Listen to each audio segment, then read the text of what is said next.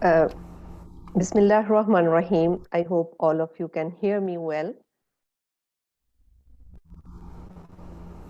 Hello. Very clear. Yes. Let's start with our today webinar. Dear all ssme members and participants, Assalamu alaikum and very warm welcome to a webinar arranged by Saudi Society for Medical Education, Riyadh Office, Journal Club. I'm Dr. Shazia Iqbal, chairperson and organizer for continued professional development activities at Saudi Society for Medical Education. Being medical educators, we are engaged in using a lot of resources, especially open educational resources for teaching, learning, and research material. For faculty, open content provides rich opportunities to shape educational material and tailor them according to their needs and can share knowledge across boundaries. And we are using a lot of articles, textbooks, notes, videos online, and sometimes online courses.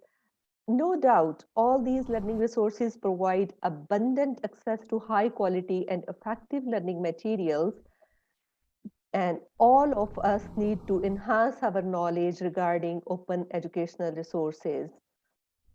That how to access this material, what are copyrights, how we can use more effectively these materials. So this webinar will help us to know different open educational resources and their significance. And we shall learn that how open educational resources can enable faculty and students to readily adapt educational content to meet their needs. The topic for today's presentation is open educational resources for health profession education, and I'm very much honored and delighted to present our distinguished speaker, Professor Abdul Monem Sahil Al-Mardi. Very warm welcome, Prof. Mardi, to the ssme Riyadh office, being presenter and speaker for today. Professor Abdul Monem Mardi is MBBS, PhD. He has certificate of health professional education. Currently, he's working as professor of anatomy and medical education. He's director of education unit at Al-Marifa University. His career as medical educator started in 2003 with focus on curriculum development and review, faculty development, and e-learning. He provided consultation, services, and training in this area for the last 15 years. And he is very active member of our CPD group at ssme Riyadh office.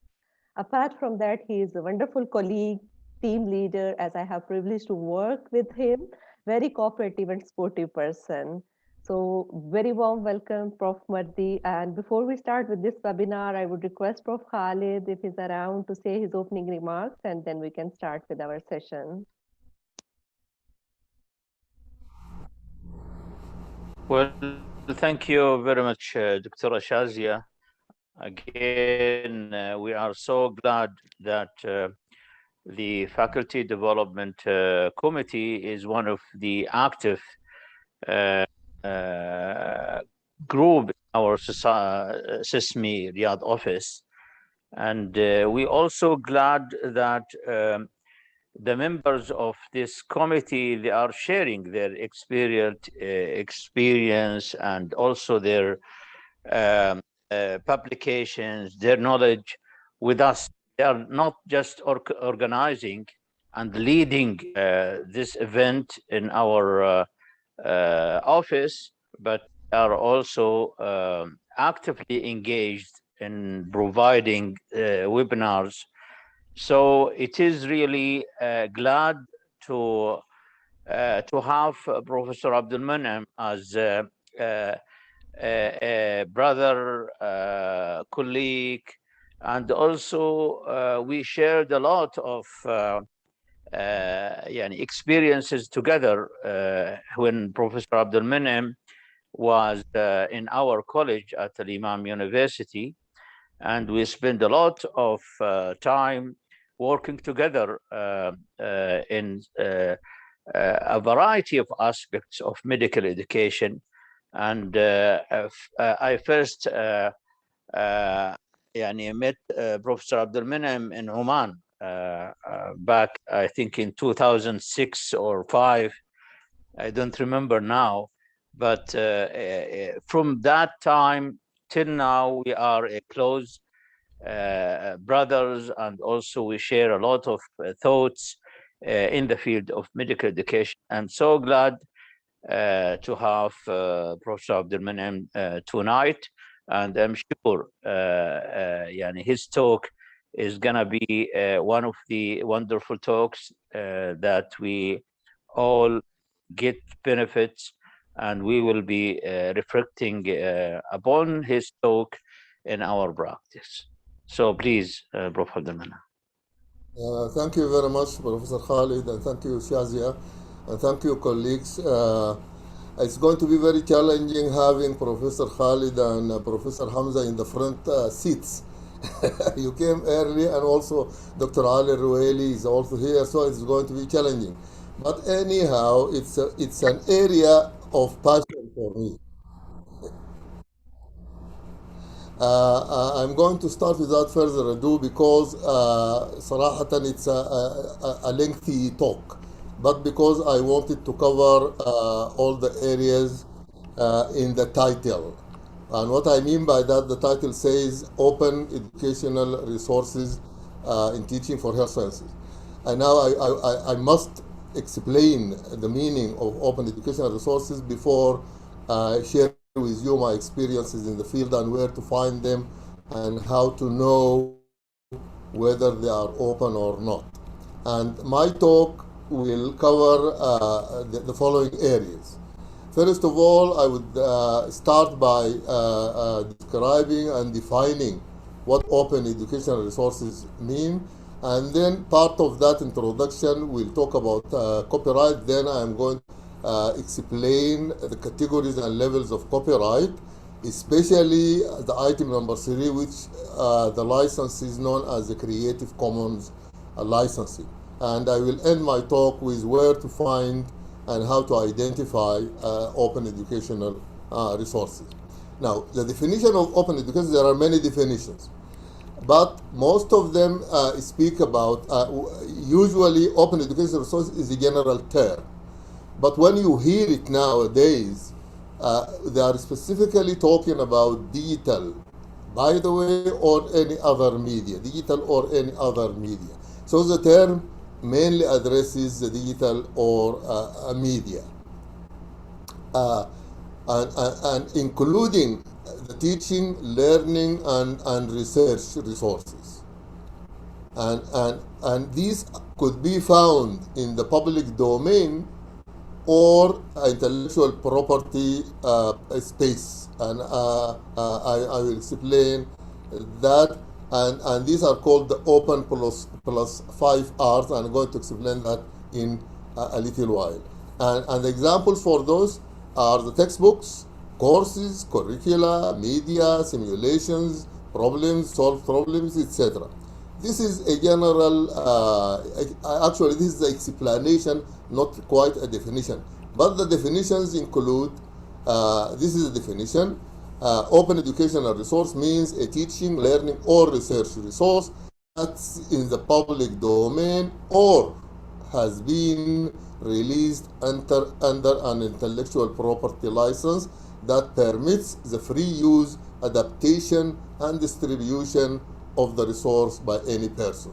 So this is a comprehensive definition, and this is by the University of Texas, and it is known in the field as the Texas definition, because it includes what permissions, and it includes a description of the permissions, using, adapting, and redistributing, and it includes the types of educational resources. So this is the general definition of open educational resources.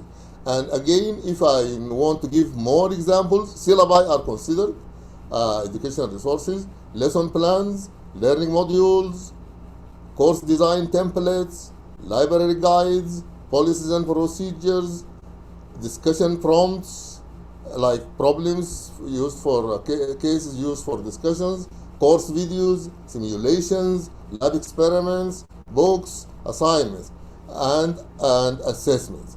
And as you can see, some of them are in the field of planning for teaching, and some of them are used in teaching, and some of them are used in assessment. So whether they are used for planning, for teaching, or for assessment, they are considered open educational resources.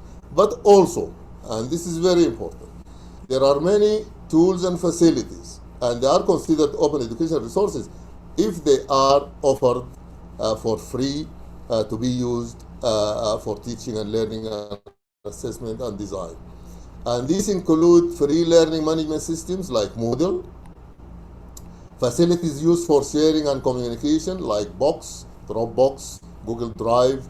They are, because they are educational in a way, and they are free. So they are free open educational resources. Applications, apps used for monitoring and interaction, and tools used for feedback and surveillance.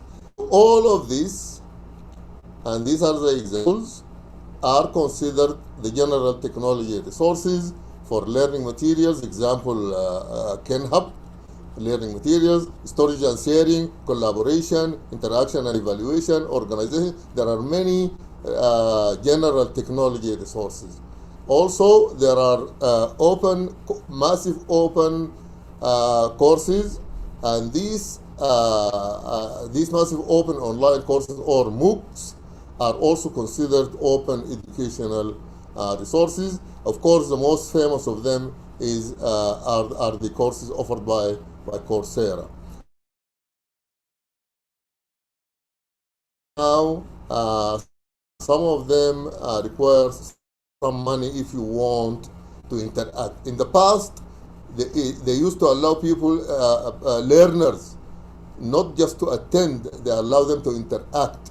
But now, even interaction requires you to pay a little sum of money to get to interact and to receive a certificate.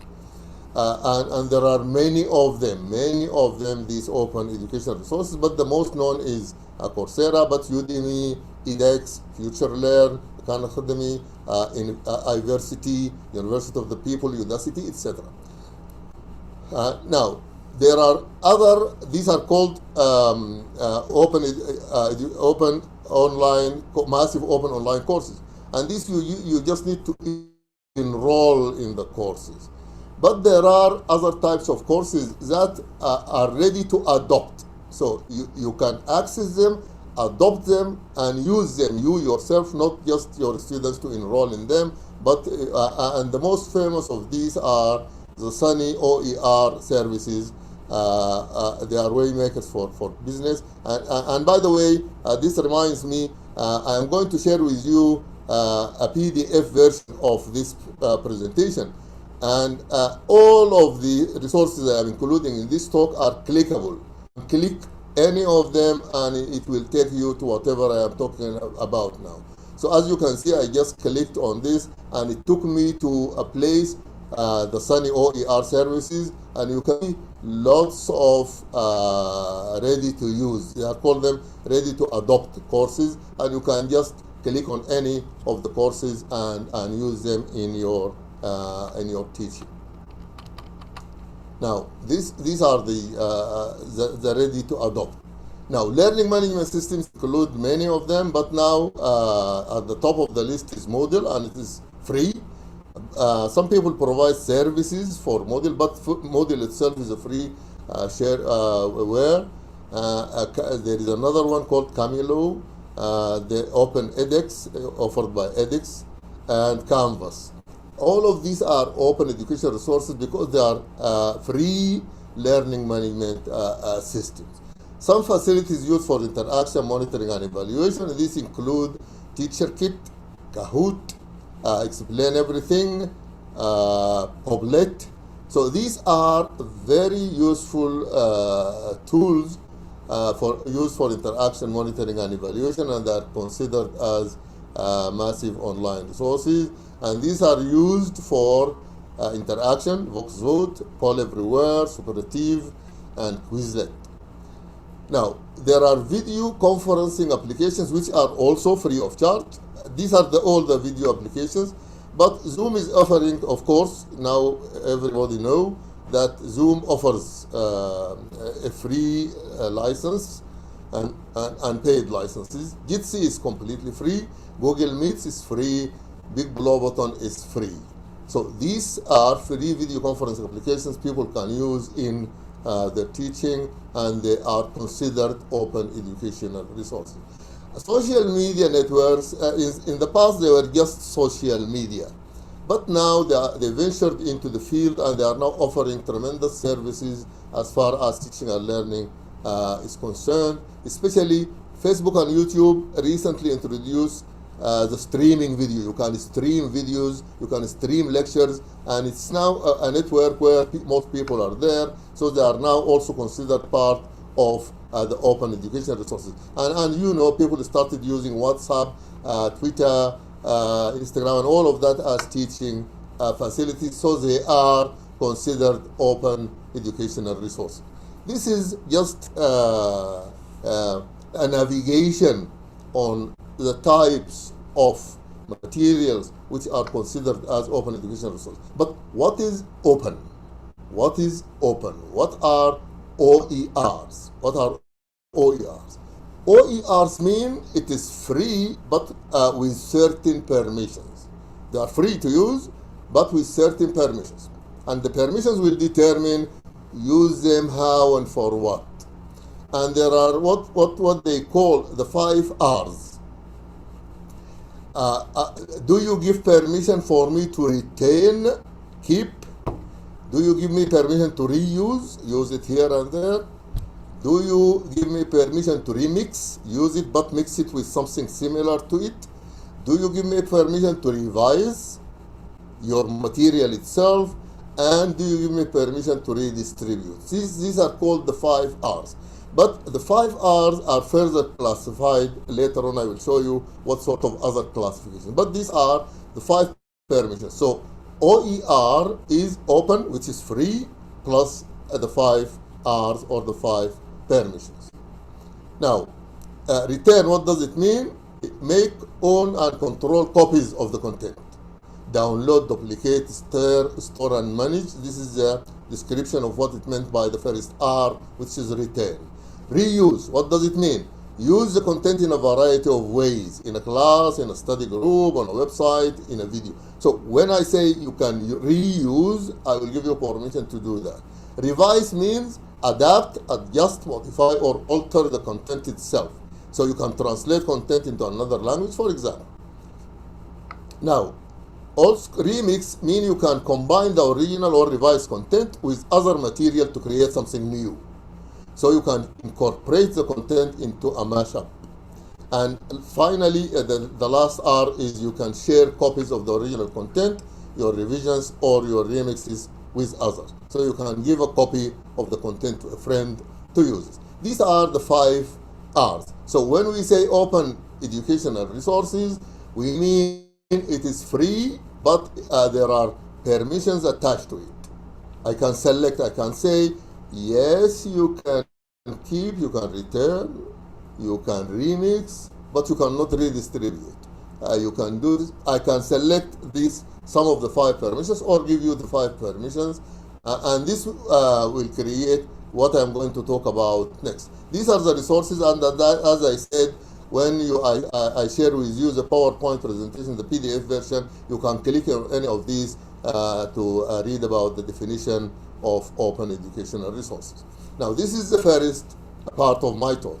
The second part, the legislations related to open educational resources. What are the legislations? We have something called copyright levels and categories. The copyright. And as you all know, a copyright is part of what is known as the intellectual property, الملكية الفكرية. Now, الملكية الفكرية, what is intellectual property? Intellectual property itself is defined, refers to creations of the mind. Creations of the mind. And this includes many things. Inventions, literary and artistic works, designs, symbols, names, images, all of that used in commerce.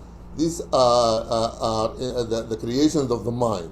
So intellectual property means I want to protect your creations. Now, intellectual property is protected in the law.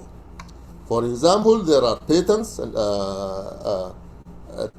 تسجيل البراءة الاختراع, copyright, the one which we are going to talk about now, and trademarks, and this is related to trademarking of issues related to trade.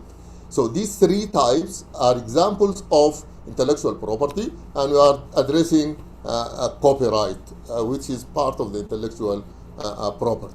And this enables people to earn recognition or financial benefit from what they invent or create. So these intellectual property laws actually are protective for the creations of the mind. We are going to concentrate, of course, on copyright. Now, these are the types of intellectual property. Copyright is one of them, patents is one of them, trademarks I spoke about now, trade secrets, geographical indications, and industrial designs. But if you look at the definition of copyright, we are talking about now, it's a legal term used to describe the rights that creators have over their literary and artistic works. And works covered by copyright range from books, music, paintings, sculpture, and films to computer programs, databases, advertisements, maps, and technical drawings. So all of these, they have copyright laws to protect them. And so copyright is a form of legal protection automatically provided to the authors of the original works of authorships, including literacy, dramatic, musical, and artistic works. But there are levels to these licenses. So I'm going to introduce these 4 levels because they are very important. The highest level, the mostly protected by the law, is copyright. And you see that here and there. It's a circle with a C. It means this is copyrighted material. It is copyrighted. Copyrighted means all rights reserved. All rights reserved. I am not giving you permission to do anything. You just buy. You just buy it. So it is copyrighted. It means it is completely protected by the law. And then there are lower 3 levels. I'm going to discuss the 4 levels because it is very important for educators to understand these 4 levels. The first level is copyrighted. And by the way, anything, if I don't say anything, then it is protected by the law. It is automatically provided to the authors of original works of authorship. So it is automatic, and it is in every country. It says any creation of the mind is legally protected by the copyright law. And then this is the first level. Now, you cannot copy, you cannot modify, you cannot distribute, and you cannot display.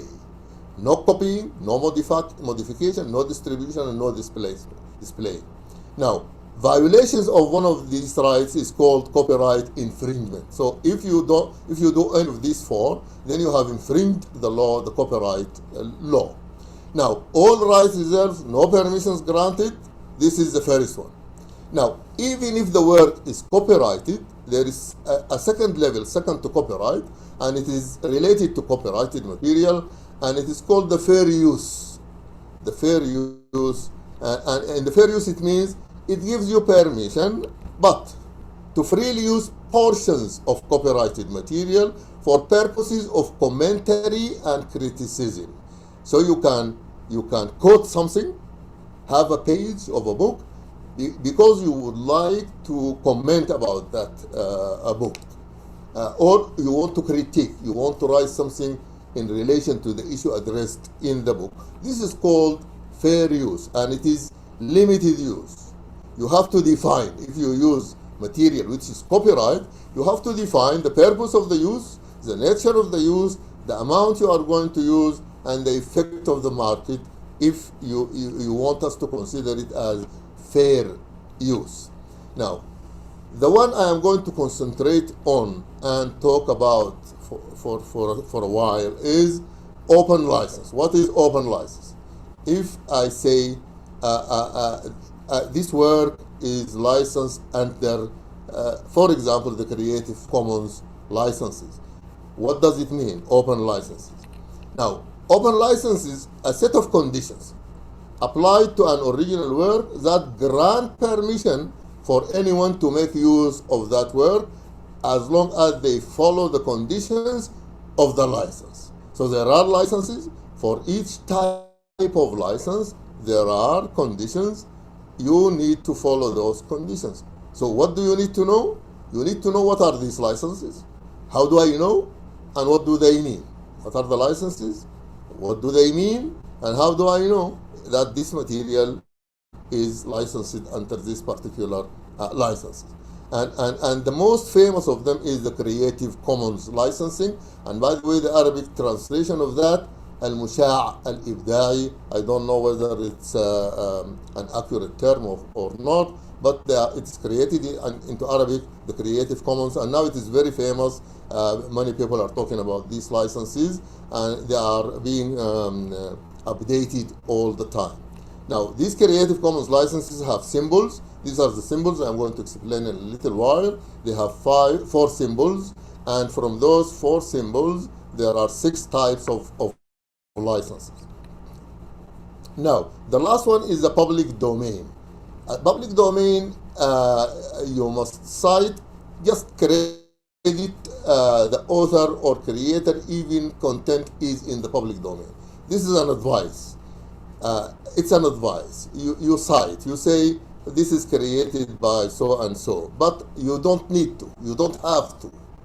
It's just a moral agreement that if you use anything found in the public domain, and I'm going to define what is meant by public domain in a while, it means that you can freely use, do whatever you want, but at least cite, say, this material, I took it from this place or that place. Now, it is free for use by anyone, for any purpose, without restriction under copyright law. So there are no restrictions. The public domain is the purest form of open or free, since no one owns or controls the material in any way. So the material, if it is found in what is known in the internet field, is considered public domain. It means no restrictions, completely free.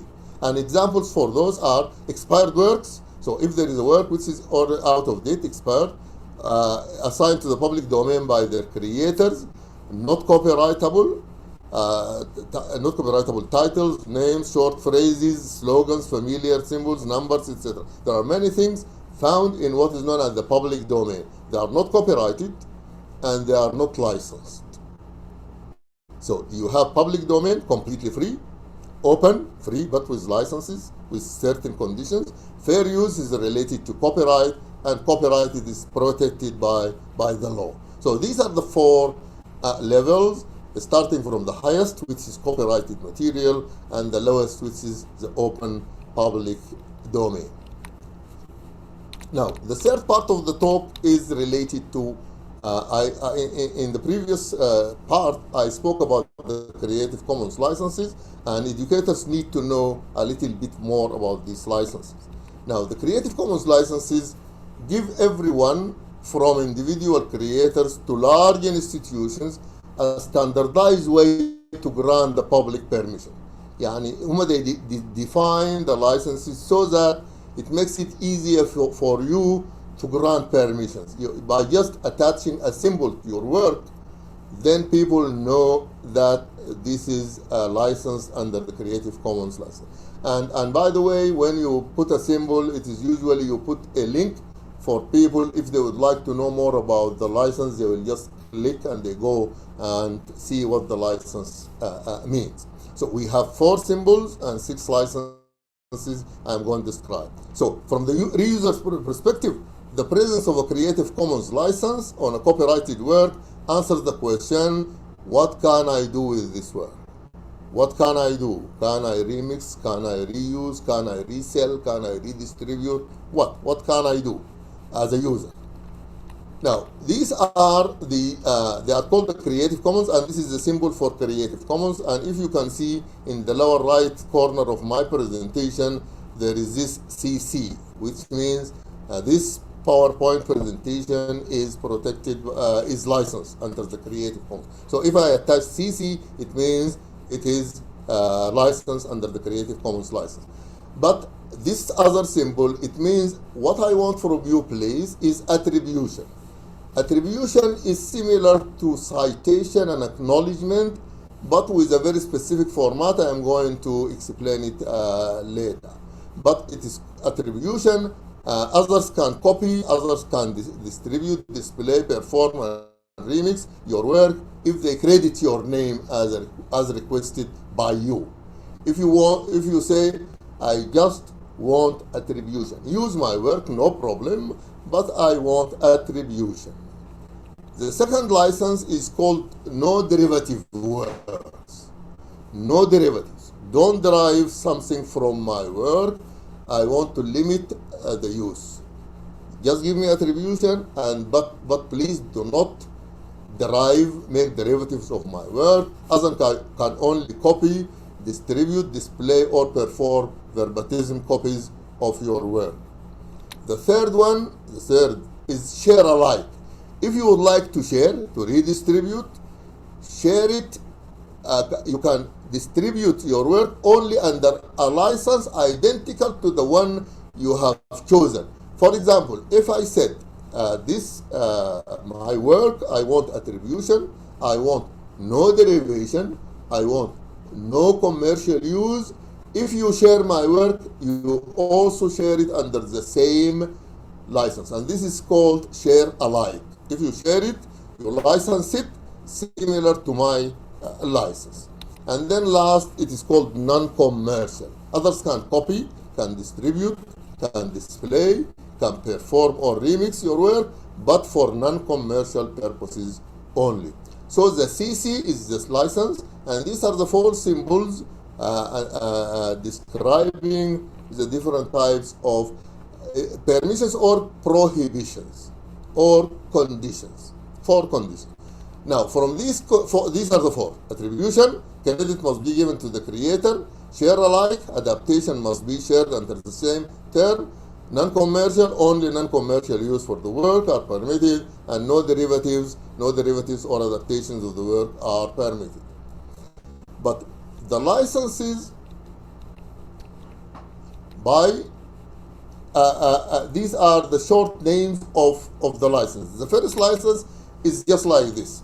This work is a Creative Commons licensed, and I just want attribution. It is called the by who? By whom was this work created? The second one, the second license, I want to attach to it. You can use it, redistribute, blah blah blah blah, but no commercial use. So this is the second license. I want attribution and don't use it for commercial use. This is the second license. The third license, it also attribution, but no derivatives, no derivations. You can even use it for commercial use, but use it as it is. And now the third one, attribution plus share alike. You just attribution and share alike. If you want to share it also as attribution and share alike. Now the third one, which is a little bit more strict, attribution plus non-commercial use plus share alike. This is the third license. And the last one is attribution, non-commercial use, and non-derivation. These are the 6 known Creative Commons licenses. If you want, you will say, I am going to use this license. You use this symbol and attach it to your work. People will know what are the permissions or the conditions for use. Now, these are the Creative Commons licenses, the combinations, the 6 combinations of the 4 conditions. And as you can see, they are moving from most open to least open. The least one is by, non-commercial, no derivation. These are least. The most open is Creative Commons by. A public domain or Creative Commons by is next to it, and then share alike, etc., etc. So it goes from top to bottom. And if you want to know exactly what they mean as far as copyright and publish attribution require commercial use, etc., you can look at this graph showing you the different conditions of the 6 licenses. Now, attribution itself, it has got a specific definition by Creative Commons. It means when creating attribution, you add a statement to your work. And these statements, there is a rule of the thumb is to remember through the acronym TASL. TASL means the title, the author, the source, and the license. You put these four links, then or statements telling what is it, this image, this coursework, or this whatever created by this that particular person. I got it from that particular place, and then you put a click to the license to take the user to Creative Commons website so that he can know about this attribution license. So you add the title of the work, work author, the creator of the work, source, and then the source, the link, or where the work can be found, the license of the work. For a variety of examples, you take a look at the attribution list of at the end of the PowerPoint. I put a number of attribution links. Now, so this is the acronym to attribution: title, TASL, title, author, source, and license, TASL. And these are the licenses of this part of my presentation. Now, the last one: where are these open educational resources? Where can I find them? And how can I identify them when I find them? And this is very important. You need to pay more attention to this part, because I will tell you where to find them and how to identify whether they are Creative Commons or copyrighted. Now, you can access resources directly if you know the address. For example, I'll give you a couple of addresses. A typical example for engineering is MIT website. They are offering everything for free. If you know where MIT resources are, you go directly. And you can also search for resources. Of course, Moodle is the most widely used search engine. But if you search, how do you identify which of the findings are Creative Commons licensed? For example, this is, and there are, by the way, there are places where you can find free open educational resources. So you can go directly to the site called Commons. There is something called Skills Commons. For example, Skills Commons is a site, and I will show you the Skills Commons as an example because it's a good example. Now, and of course, this Sunny ready to use open OERs is another site. You can go directly, and these are the Skills Commons. And if you go to the Skills Commons, these are open educational resources. There is definition, and these are the OERs, and then you can go to whichever of them, finding open educational resources on skills training. So if you need open educational resources in skills training, you go to Skills Commons. Now, they are called the open OER repositories. They are repositories especially for open education resources. I've shown you Skills Commons, but there is something called OER Commons. It is the go-to repository if you are looking for supplementary resources, starting from lessons plans to full courses. You can find full courses, you can find lesson plans. Skills Commons is the other one, and I clicked on it. It's a comprehensive collections of workforce-related OERs created by over 700 community colleges across the United States. So these are examples. This is a typical example, the OER Commons, and you can find many things there. And this is the Skills Commons.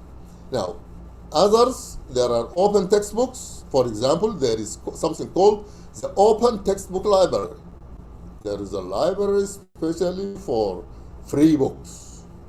Free, it means these books are either public domain, offered by their authors, or out of date, or whatever, or they are licensed under Creative Commons, so they are open textbooks library. There is an open textbooks library supported by the Open Education Network at the University of Minnesota.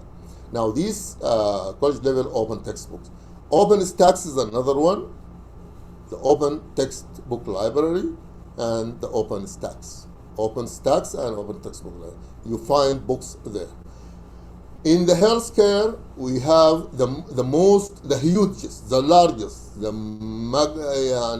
magnanimous one is HEAL. It is called Health Education Assets Library. Health Education Assets Library. And this library, you can go to that library and you take from it whatever you want to use in your teaching and learning. So you identify open education resources by knowing where to find them directly. So you need to have a list of these, and I have attached a list at the end of the presentation. But if you can see, this is the HEAL Health Education Assets Library, in short, HEAL. And then these are histology collections, there are Knowledge Weavers dermatology, there are Knowledge Weaver ECG, pathology. You can click on any of these and it will give you images free of charge to use in your teaching, and you will be comfortable because you know that these are free of charge because they are found in a public domain site created by certain authors. Now, this is the largest of materials, called HEAL, but you can find images through Creative Commons searches. I will show you how. But there is Pixels, Pixabay, Noun Project. These where you can find images to use in your PowerPoint presentations or in your instructional design in websites without fear of being sued. So to be comfortable using them without fear, you go to these places and you will. So the most important of this is the Creative Commons search. What I mean by that, you go to the Creative Commons site and there is a search engine. I will click on it and show it to you. Redirect notice. Okay.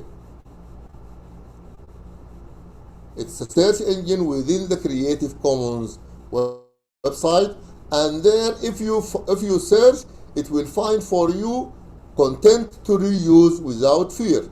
It has got over 500 million images.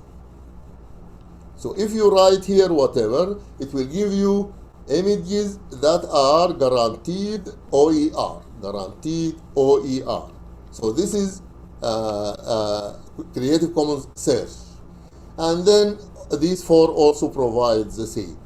If you go to YouTube or Vimeo, I will show you YouTube because it is now the most widely used social network for videos.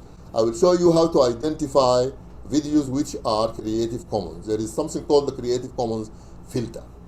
And then audio, there is Bandcamp and Library of the Congress audio files. And there are more I've shown you two, but there are more open textbooks. And by the way, when you take home the presentation, you can click on this and explore what they do. But I'm going to explain Google and YouTube. Now, for Google, if you search, and then you finding. If you search, you say images. I want an image of the heart. I want to use it in my website. And I am afraid that I'm going to use an image and it proves to be copyrighted, and then they sue me and they take me to court. I will show you how to identify an image as being licensed. If I search for an image here, heart, for example, heart, and that's in Arabic. If I search for heart, and then these are the hearts. Now, which one is copyrighted and which one is not? Before I go anywhere, I go to images because I want only the images. These are the images. I want only the ones which are Creative Commons licensed. I can click on tools. I will show you this in when you click on tools, there are more menu items will appear. One of them is usage rights. You click on that, you will find Creative Commons licenses, and when you click on that, it will filter. Now, all of these are Creative Commons licensed. And now I can use them without. Again, I will show it again. After you search for an image, you click on Tools, and then you click on Copyright, and then you select Creative Commons. It will filter the images which are under the Creative Commons licenses. Now, this is Tools, and there usage rights, and then you select Creative Commons licenses, and then you can use it. Beautiful. This is under the Creative Commons license, and nobody can sue me. Okay. Now, another way of knowing, if you click on an image and then under the image there is something called license details. If you click on license details, it will take you to the Creative Commons site to show you exactly what are the licenses for this image. And it says here Creative Commons by, which is attribution, SA, which is share alike. So the only thing they want from you, attribution and share alike. If you want to share it also as attribution, share alike, and so on. So this is where you click. In YouTube, on the other hand, if you search, after you search, for example, I searched for cardiac cycle. Then under, above the images, there is something called filters. If I click on the filters, and then a list of filters will appear. On the fourth column from the left, there are a filter called Creative Commons. I click on that filter. It will give me only the Creative Commons material, Creative Commons license material. Also, if you open a video like this, under the video you will see Show More. If you click on Show More, it will give you the license. Show More, Creative Commons Attribution License, Reuse Allowed. And if you want to see the attributions, you click here and it will show you what are the attributions: the title, the author, etc. And then if you click, it will take you to the Creative Commons in the YouTube video, and will tell you what it means to them in YouTube. I've shown you before this Creative Commons search, so I don't need to go into it again. But how you can license your own videos. Some of you have seen my YouTube channel. If you go to your YouTube channel and then you click on content, the content will appear. This is the content of my channel. And then if you look in the content, there are many descriptions for the content. And then you can use the pen. Where is the pen? You can use the pen here, this pen, and you license your material. So using this pen, maybe I put the description in another slide if it's there. Now, these are free media. These are many sites. I added them so that you can click of them to find the free media. And these are the most widely used: the Flickr, the Yamendo, the Digital New Zealand. These are the sites. All these sites are sites for open educational resources, and all of them are clickable. I will share with you in a minute the PDF version of this PowerPoint, and you can click on any of these and it will take you directly to the site. All of these are sites. Now, the most, let us say, people offering other than MIT is the University of Michigan. The University of Michigan has got many sites for open educational resources, including something called Open Michigan and Go Open Michigan. and Michigan Open Book Project, and Allison Empower Yourself. These are courses, and Open Medic. And by the way, they have a virtual microscopy, a free open OER you can use in your website without fear of persecution or suing, so you can use it in your website. So all of these, by the way, are clickable. You can click and visit them. You will find open educational resources for health. This is, for example, in Open Michigan, there is global health resources, there is dentistry, education technology, different types of open educational resources in the site of the University of Michigan, and you can click on that. There is also Go Open, University of Michigan itself, but it's another project of theirs, and in that there is open content, including collections, textbooks, lessons.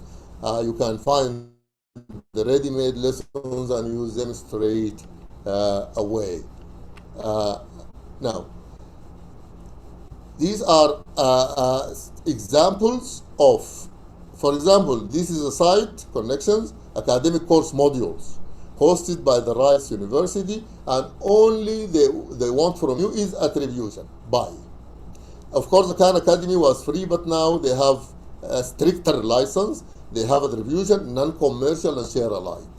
Open Learn, produced by the Open University. Also, they were free articles, videos, extract of courses, etc.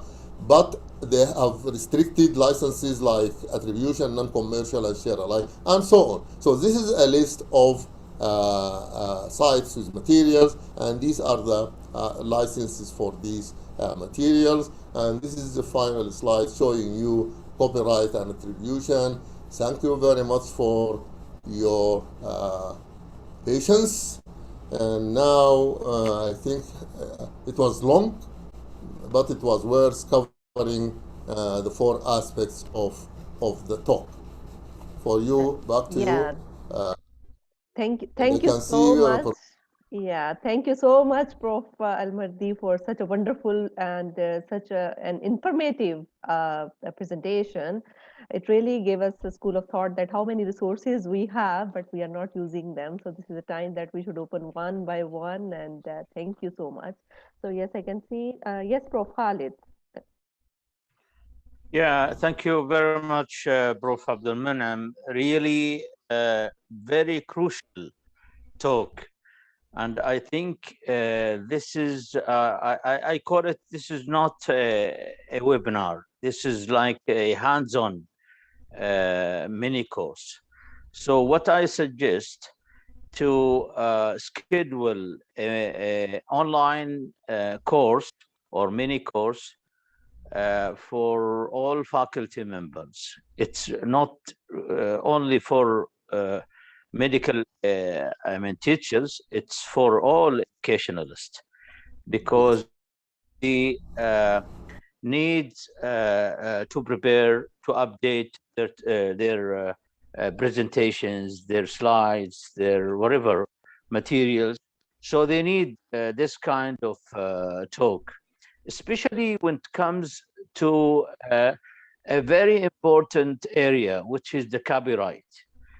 People sometimes confused between the open sources and the copyrights, the fair sources, and the terminologies that very nicely describe it.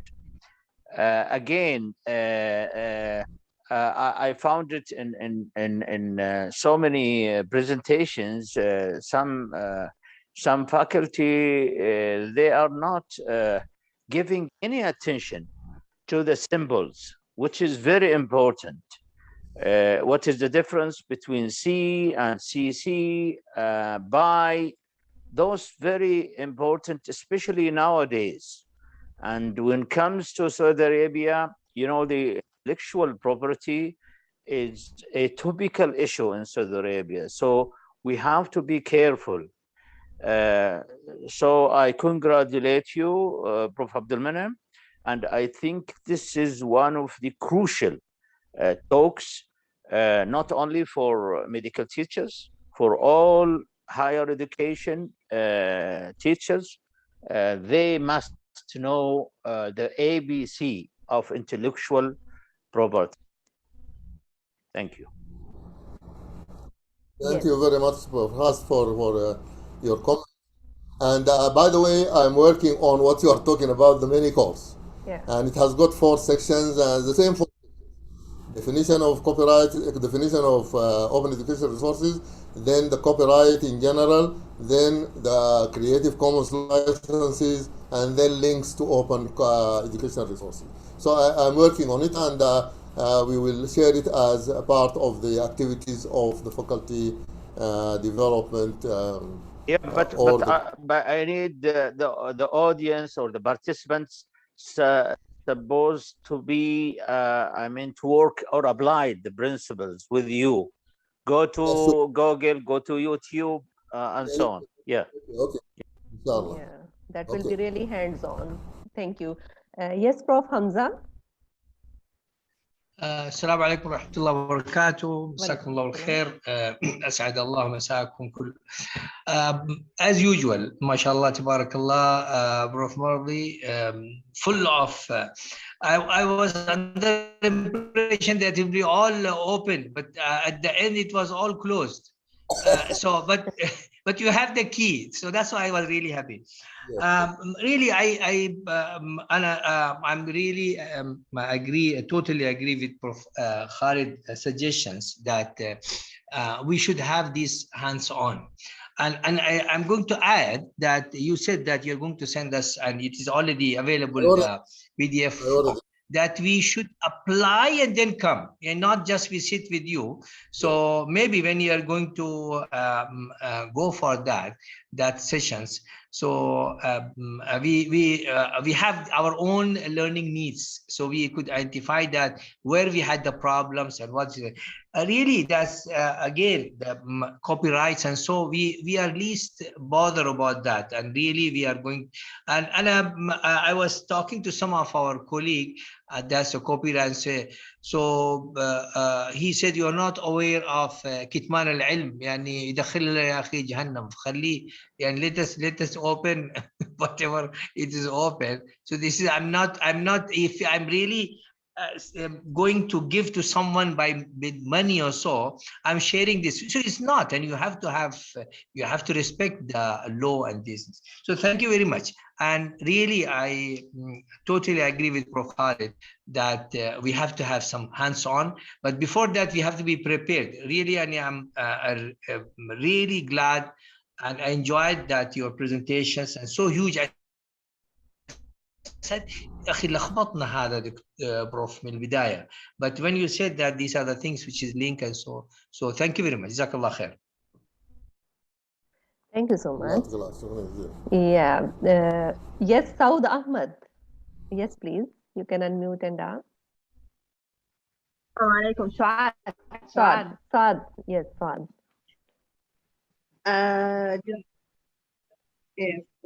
جزاك الله خير Prof. I want to ask in this issue in the universities now we have online learning. So the teachers, the university teachers need to upload these contents in the, for example, Moodle, Blackboard, or whatever. Is this important issue for the universities to be critical in review the content that is not copyright, which have copyright? It will affect, for example, the accreditation of the medical school, or it may be legal. There may be legal issues upon the university or the teacher himself. Thank you so much. Yes, and yes, of course. Actually, they are very sensitive. You cannot just bring a book from anywhere and just share it in your learning management system without making sure that it is either you are using part of it for discussion, which is fair use, or it is licensed, or it is public domain. But if it is copyrighted, you have to take permission. You have to buy it and take permission on how you are going to use it. And this is known, and universities, by the way, here in Saudi Arabia are very sensitive to this issue. They do not allow the use of copyrighted material without legal acquisition. All right. Next, yes, Dr. Tariq, you can unmute and Yes. Yes, thank you very much, Professor Abdul Malim, for the nice talk. I'm Dr. Tariq from Al Marifa University. And actually, my question is about a common practice. And sometimes or most of the times, we buy books, okay? And they are copyrighted, but we buy them.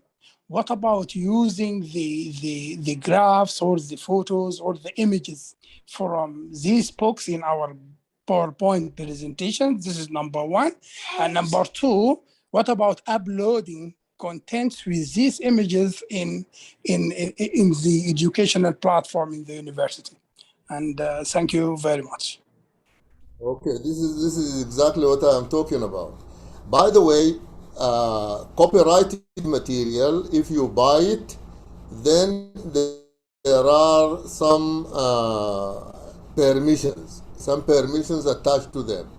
And you need to, when you buy something, you need to ask whoever is selling you that material, if I have a protected environment, only my students are using the material in our learning management system. There is nobody from outside, which is, you remember the 5 permissions?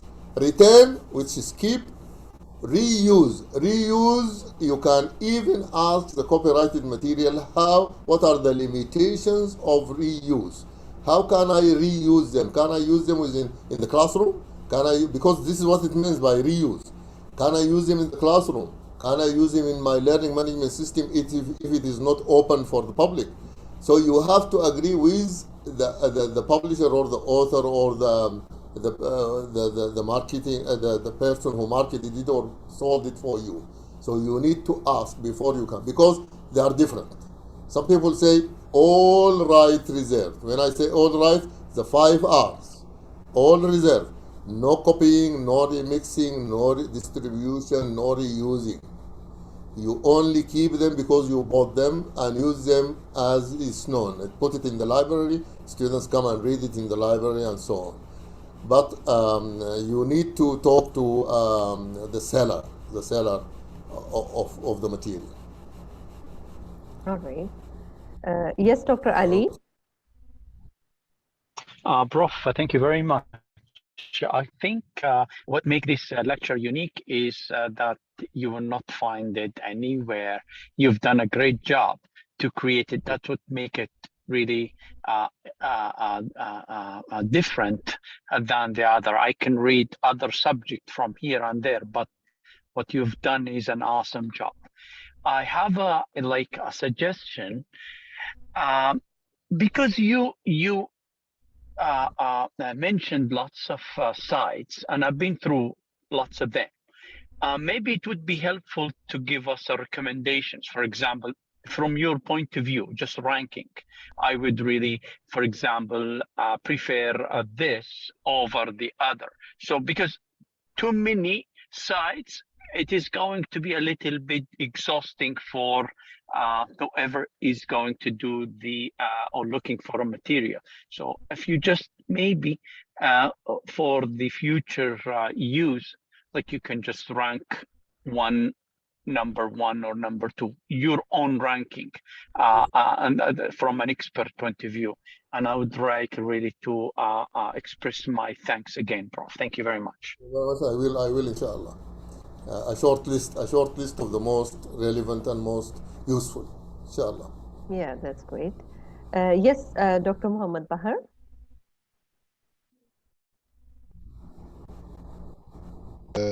Thank you so much, Prof. Mardi, for this presentation. Actually, my intention was to walk around while hearing this presentation, but I was obliged to sit down and focus for every word. So it's the first time to have so much knowledge about learning resources, although we suppose we know this very well. I have too many questions, but I will only submit one question for your precious time. What is the difference between Creative Commons and other commons? Yeah, for example, I use Canvas, the account for free for teachers, and there is commons. Commons there means a repository for learning resources. It is not an attribution for it's not just an attribution for the type of copyright. So what I understood from you, Prof. Mardi, that Creative Commons is an attribution or a type of copyright rather than The a repository. The licensing agency. Yes. They use the licenses, they describe them, and they're approved globally. Everybody is now accepted them, and they are using them. So if you use the 4 schools or the 6 licenses, everybody knows what you mean, and you have to click and go to Creative Commons to see what exactly it means. It's some sort of an open legislation. You don't need to go and actually sign for a license. You just use the license. While the others you spoke about, I gave examples: the Skills Commons and the OER Commons. These are the possibilities. If you go there, you make sure that all of the material found there are licensed under the Creative Commons licenses. Yeah, yes. Thank you. Oh, okay, I got it. Thank you so much, Prof. Thank you very much. I think all of questions has been addressed for this session. And I would say again, bundle of thanks. And it was really thought-provoking webinar and session, which gave us information to explore more. And I hope that soon we shall arrange a full hands-on course, which will really help all educators and teachers once we shall work on it, and it will give us better idea.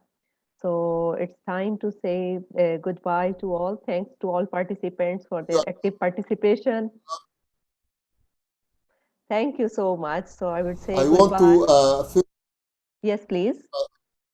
Attribution for this PowerPoint, because people said, oh, well, you put together some important material and you put it together nicely. I want to attribute that this OER was created by one of my colleagues in the University of Khartoum in the College of Engineering. Her name was Dr. Iman Abul Maali. She was the first one who triggered me to look into the issue. She prepared the PowerPoint. I used her template, and by the way, if you look, you will find her name and everything there. So, title is a PowerPoint presentation. Author is Iman Abul Maali. Source, I got it directly from her, and the license is attribution. This is how we use attribution. You mention the title, the author, the source, and the license. Thank you very much. Yeah, excellent. Definitely, this is intellectual property, and we must give attribution the one who belong to it. So thank you so much, and thank you all participants for their active participation and engagement into this session. Hope to see you soon again. Thank you so much. Goodbye. Goodbye, Dr. Shazi. Goodbye. Goodbye, everyone.